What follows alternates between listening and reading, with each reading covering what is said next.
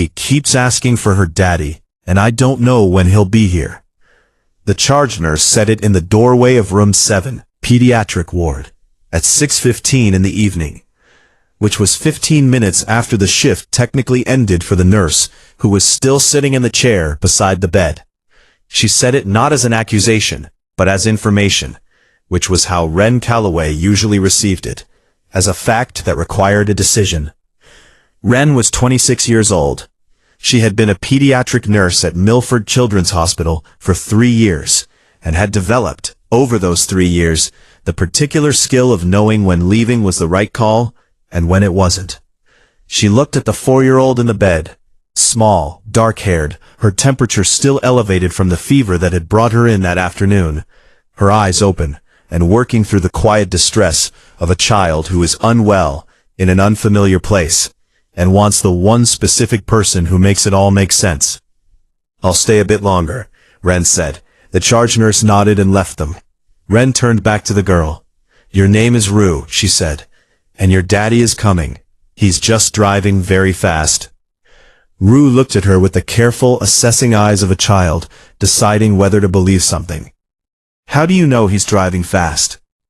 "Because you're here," Wren said simply. "That's always enough reason." Rue considered this.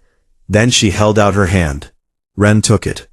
She told Rue stories for 40 minutes, not from books, from memory and invention, about a girl named Rue who could speak to birds, and who lived in a house with a very large garden, and who was, in all the stories, entirely herself, and entirely fine.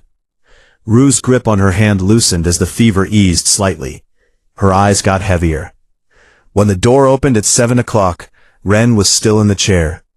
The man who came through the door had the controlled urgency of someone who has been moving fast for the past 2 hours, and is now in the room, and has to recalibrate to stillness.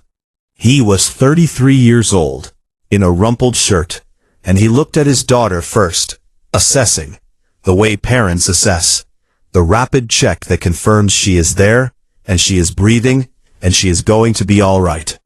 Then he looked at Wren. Rue opened her eyes. "Daddy," she said, not alarmed, just stating the arrival. He crossed the room and took her hand, and the hand exchange happened naturally, Rue releasing Wren's and reaching for his. The transition that happens when the person you were waiting for has arrived. He sat on the edge of the bed. He looked at Wren with an expression that was trying to be composed, and not quite getting there. "You've been here?" "I was already here," she said. "It made sense to stay." "Your shift?" "It was fine," she said. He looked at his daughter, who had closed her eyes again with the immediate ease of a child who has been waiting to feel safe, and has now been given permission.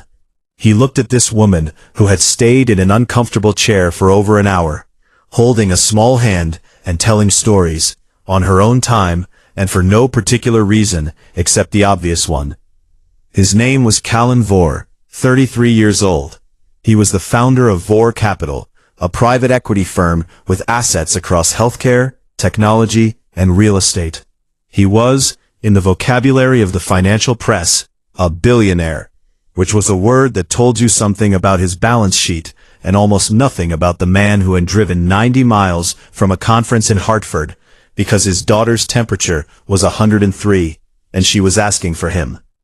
He had become a single father 2 years ago, not from tragedy, but from the gradual, honest recognition that his relationship had become something that worked better as a co-parenting arrangement than what it had been. On those 4 days, everything else was arranged around that fact.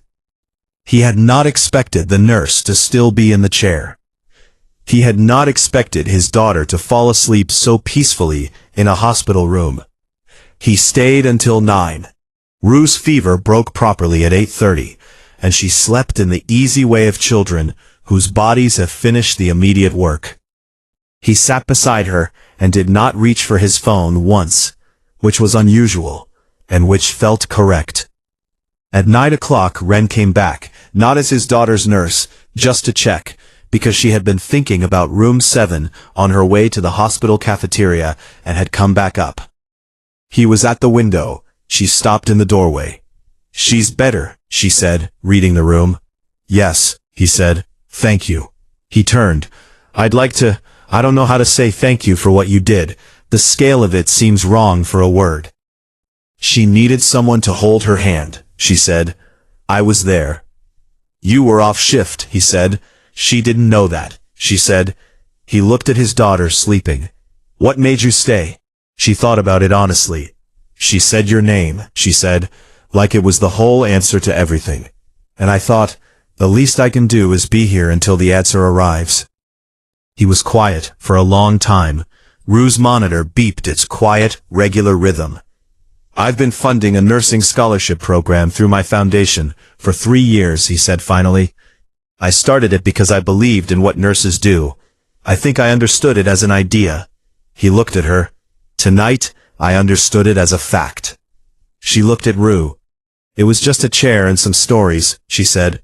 No, he said softly. It was my daughter asking for me and someone staying until I could get there. He paused. That's not nothing. That's everything that matters. She went home. He sat beside his daughter until morning. 2 weeks later, Ren received a letter from the Vor Foundation. It announced an expanded nursing scholarship program and separately, an endowed position for a pediatric nurse advocate at Milford Children's Hospital.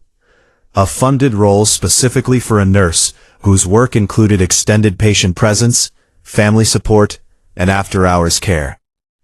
The accompanying note said, "For the people who stay, CV." She held the letter for a long time. She thought about a child's hand in hers, and a story about a girl named Rue, who lived in a house with a very large garden, and who was, always, entirely herself, and entirely fine. Stay when staying matters. It is never just a chair and some stories. To the child in the bed, and to the father driving 90 miles in the dark, it is the whole world.